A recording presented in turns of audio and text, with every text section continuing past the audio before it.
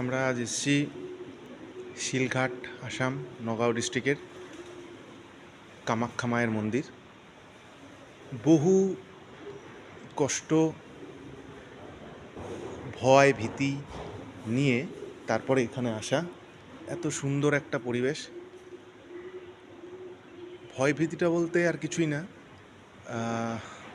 কিছু মানুষের মানে না আসার, মায়ের কাছে না আসার একটা চেষ্টা, সেটা সব তো আছেই। তার সাথে ঘুরতে না, মায়ের কাছে না আসতে দেওয়ার একটা প্রচেষ্টা।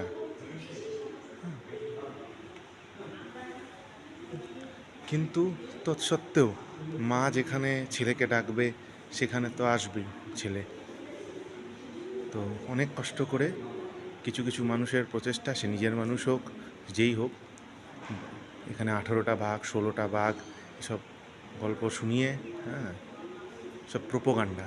হ্যাঁ, ভক্তি মনের ভেতরে নেই, মানুষের ভেতরে বেশি প্রোপাগান্ডা, লোকের বদনাম করতে করতে, যাই হোক, তবু মায়ের কাছে আমরা অ্যাটলিস্ট এসছি।